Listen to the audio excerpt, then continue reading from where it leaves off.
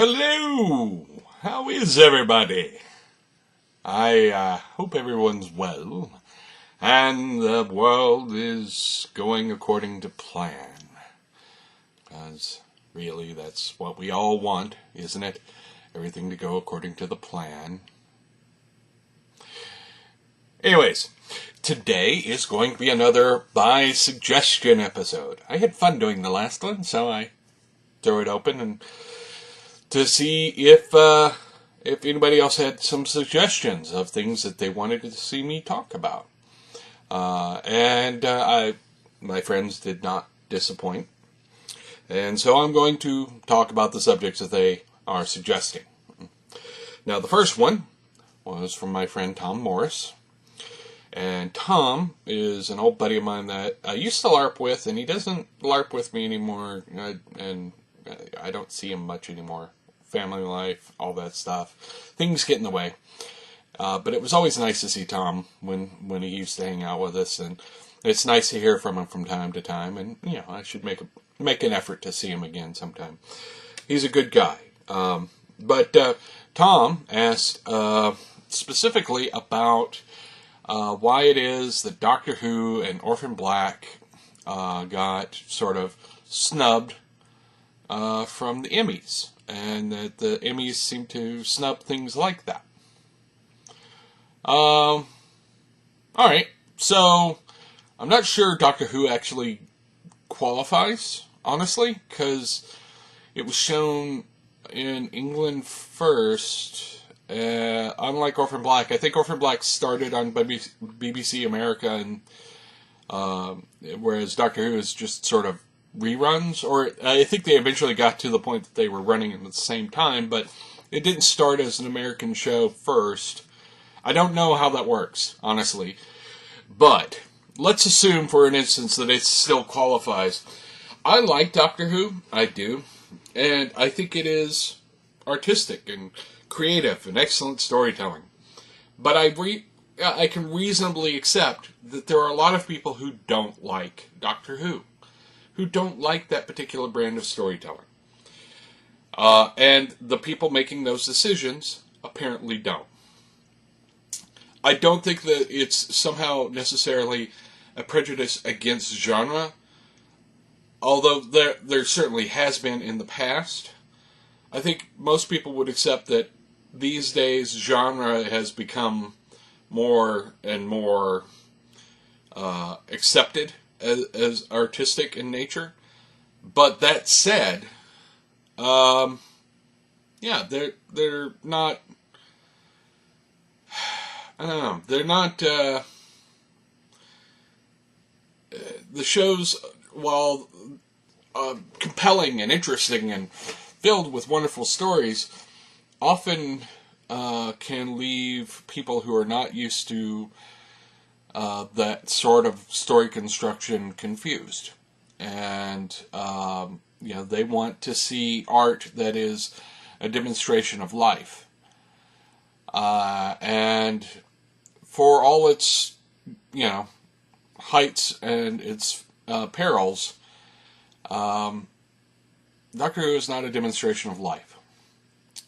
Orphan Black, while it does have some very cogent things to say about life and identity and things like that, does deal with some extremes and some sort of intricacies that depend on a suspension of disbelief. And I think, a lot of the people who are making the decisions about those things just didn't get into it. Also, not everybody watches Orphan Black. I've only watched a few episodes. I think it's good, but it's always been one of those, I'll check that out later. And I think I'm a fan of genre shows, and it had that effect on me. I can imagine people who are not already, big, huge genre fans might have had a similar reaction. So, I can certainly see why people were kind of miffed about it. I think Walking Dead also got sort of passed over for a lot of things that people thought it should have gotten nods on the Emmy nominations. Whenever you have suspension of disbelief, you're going to have some people who are in a critical role who are going to maybe not get it. And unfortunately or unfortunately, those people are often involved with making the decisions of what gets nominations and what doesn't. Anyways, that's my thoughts on that, Tom. You can disagree with me, of course. I'm used to people disagreeing with me. Nobody likes me, really. I'm a disagreeable sort of person. Just ask around. My next one was from Will Cotis, and he had 2 bits, so I'm gonna read them both here. First, fun topic, an extended discussion on the term Grognard and its revival in the usage that coincides with the OSR movement in tabletop gaming. Now, for those of you who do not know, Grognard is a term that comes up in D&D related talk quite often. It's used in the gaming community in general, as far as the people who value older rule sets. It comes from a term used for Napoleonic era old guard soldiers, and you know what? It's a long story. The thing is, the term comes up a lot because they're sort of, I think the original usage of the term was to sort of demonstrate that they knew more about the Napoleonic era that people were playing games in, and you know, we can call ourselves this. I suppose it would be sort of like I don't know, people, you know, naming their characters from a old West game, Buffalo Soldiers or something. I don't know. It's a weird sort of reference that you really need to be sort of inured in the history of the time to get the reference. And so it was sort of a demonstration of, no, we're the real guys because we know this stuff and you don't. And that extrapolated into the grognards of the gaming community, which are people who were very attached to the old style of games. The games that really came out of the war games and sort of grew into, you know, D&D and what have you. And a lot of them, not all of them, I don't want to speak for everybody involved, feels that D&D lost something over the years of evolution, that it has become more and more modern in its sensibilities and lost some of the charm it had when it was a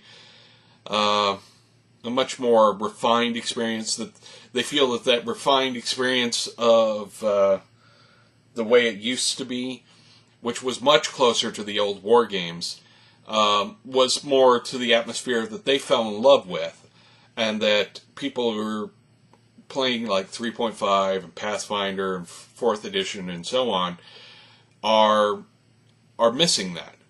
That they are, you know, doing it wrong on some level because they're not playing it the way that, you know, they fell in love with it. And I'm not a grognard. I kind of get the thing because I fell in love with D&D back when it was sort of much more arcane, much simpler in a lot of ways, but much more, there was more of a barrier to entry.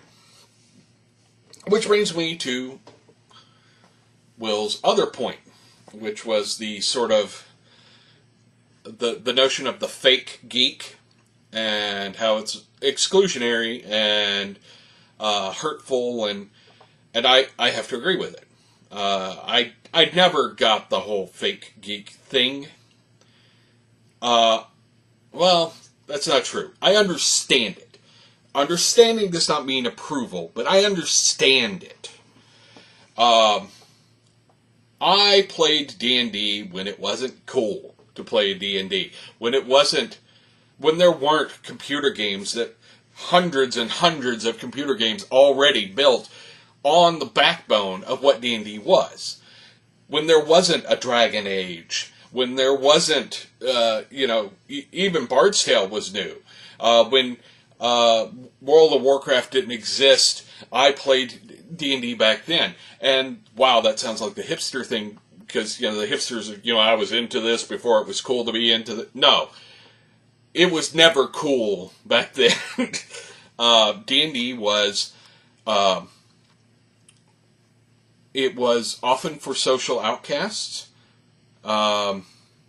And I can understand that feeling of you're intruding into my space when you have people who were not part of that experience enjoying the thing that you actually had to endure the unpleasant parts of. When you were the guy going to a convention and you were getting dressed up as your favorite character and people made fun of you while you walked to the convention, that was a common experience at one time. It still happens some, but not as much as it used to. Sci-fi culture, geek culture, has become much more acceptable. And the people who sort of endured when it was perfectly okay to make fun of people who were into it, do feel a certain amount of resentment that the people who came later don't have to put up with it as much. And I understand that. I don't approve of it, but I understand where the thinking comes from.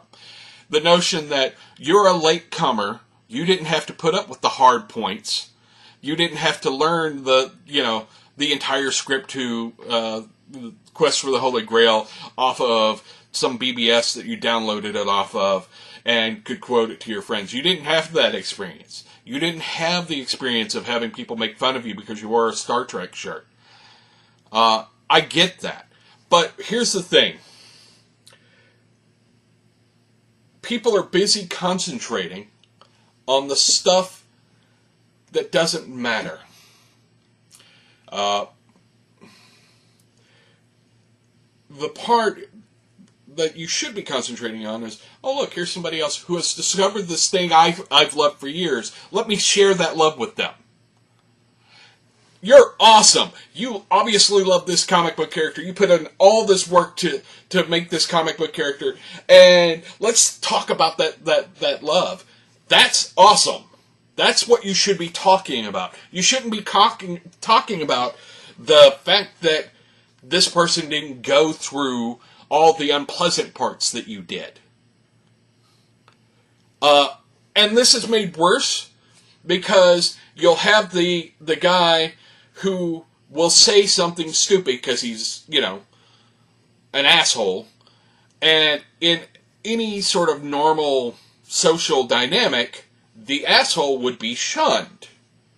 You're an asshole. Go away. We don't like you.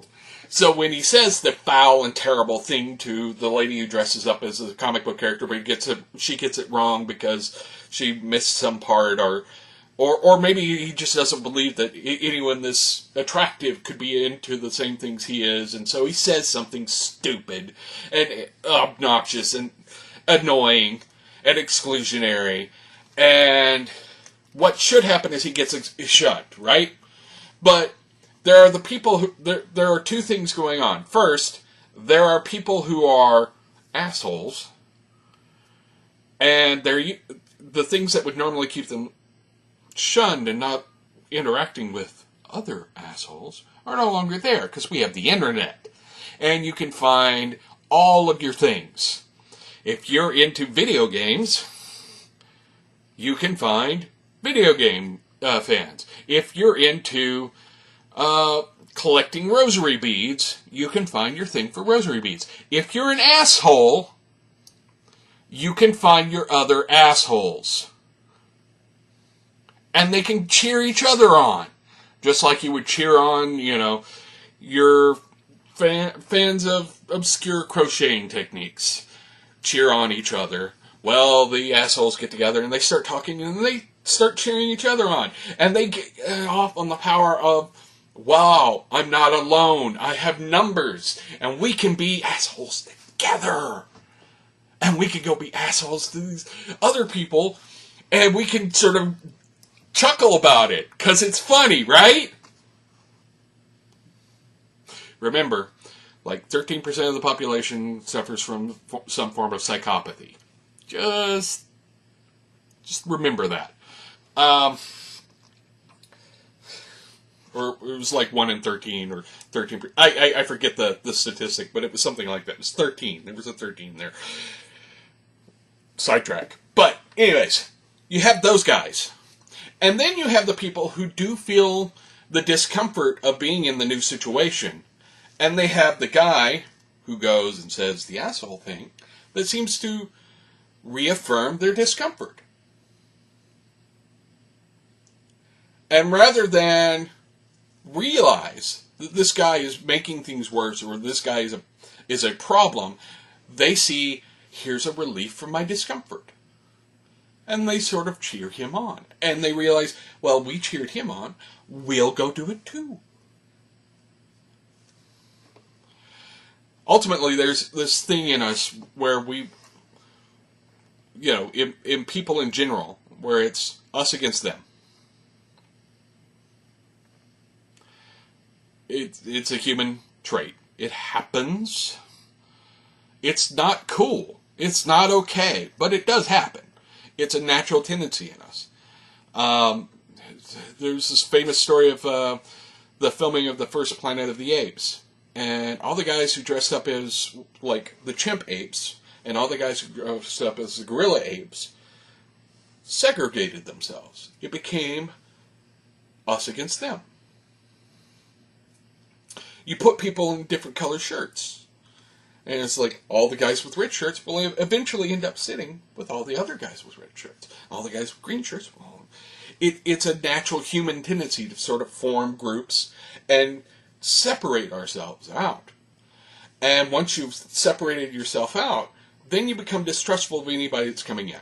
It happens. It's a thing. It's not cool. It's not okay. It's a defense mechanism.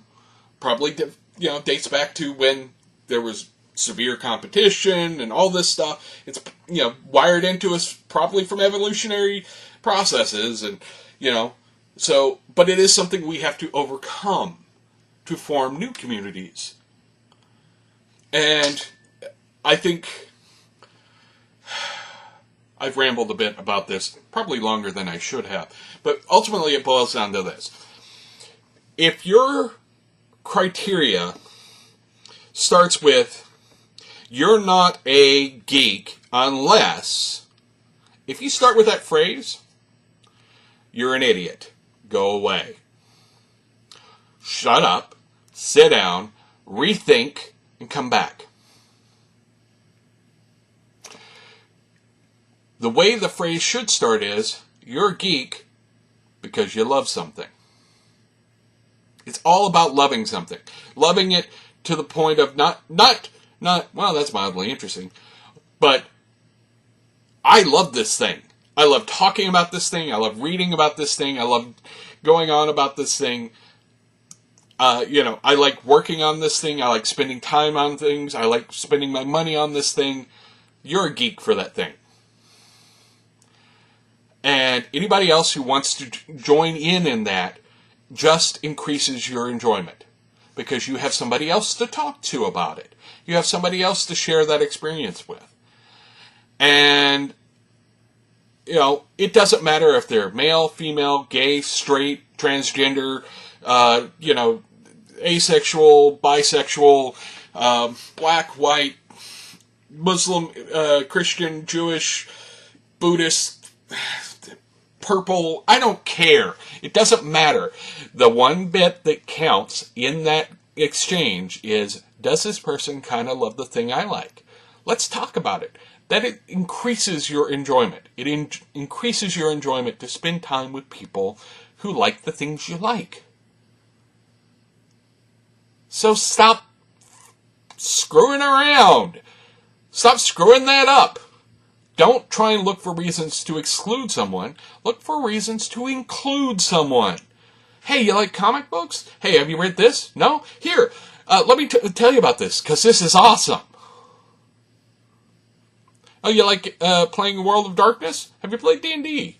Oh, no? Hey, I love D&D. If you'd like to get together and play sometime, that'd be great. That is the way it should be. Okay. Last bit of ramble, and wow, have I gone way over.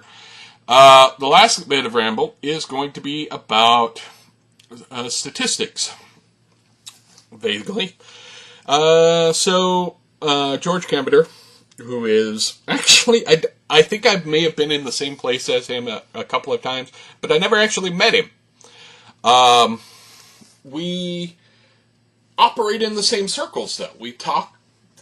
We're both LARPers. We both hang out with people who, from those things. But he moved to Oregon, and I didn't really get to interact with him that much, except online.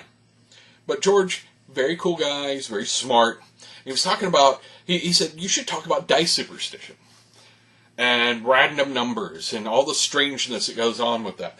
So gamers have dice superstitions, and I am just as guilty of this as anyone, right? Dice,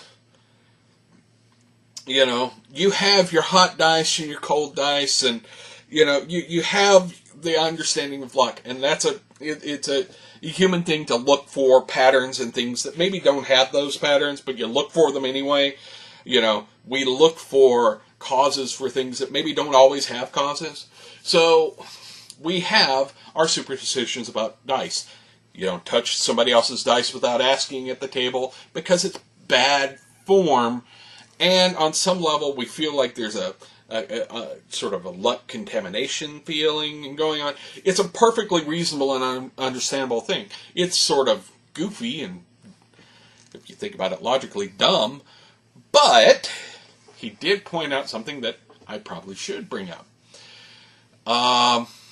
This guy named Lou Zocchi, who does Zocchi dice. And now, so he raises an excellent point that a lot of the generally bought dice do have statistical irregularities. And they are due to probably the manufacturing process. They are slightly off. They are slightly kiltered to one, direction or another. So you end up with dice that do roll, the 20 more often because the way the dice manufacturing worked out that it was just slightly off. So it makes it just slightly more likely that you will get those statistical oddities. And anytime you have a physical object trying to determine randomness, it's almost impossible. Real randomness, statistical randomness, is really hard, actually. Computers have a hard time with it. Programming has a hard time with it. Doing randomness, real randomness, is hard. What you want is good enough randomness, honestly. Because you're not going to get true random in most things. But you are going to get good enough. You're going to get, that's random enough that there isn't a strong tendency one direction or another.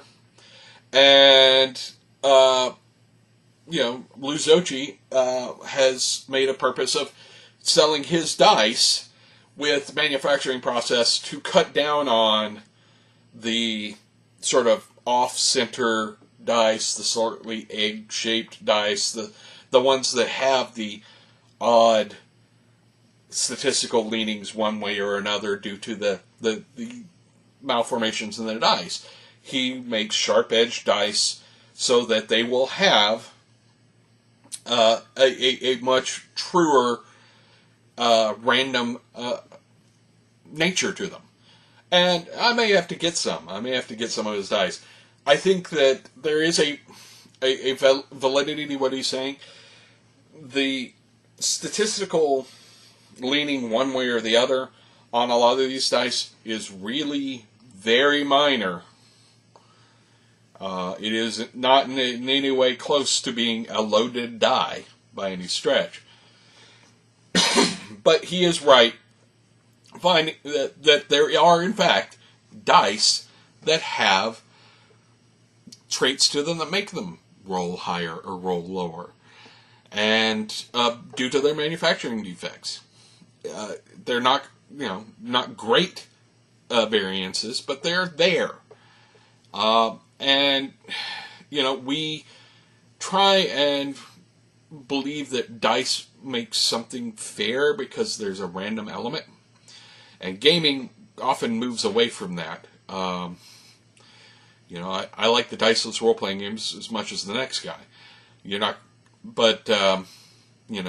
Doing rock, paper, scissors doesn't make it random. There is a certain level of, you have to ignore the fact that there are variances and go ahead anyway. And hope that those variances are not so extreme that they give somebody an edge that is game-breaking. Anyways, it was a good topic, and I kind of went into a rabbit hole looking stuff up, and I may order some Zoju dice because they're kind of neat. But this is my super long, by suggestion rambling. And I think I will, in the future, when I do this, break them up into separate episodes, because clearly some of these I have passionate thoughts on. I hope everybody liked my random palooza of a talking point. I hope everybody stayed to the end. And I will try and be a little more organized next time. But anyway, subscribe, like, share with your friends, stab people in the eye. No, wait, forget that last one. Overthrow world nations. No, don't do that one either. Oh yeah, and check back later because I'll be doing more of these. And I hope everybody enjoyed themselves. Night.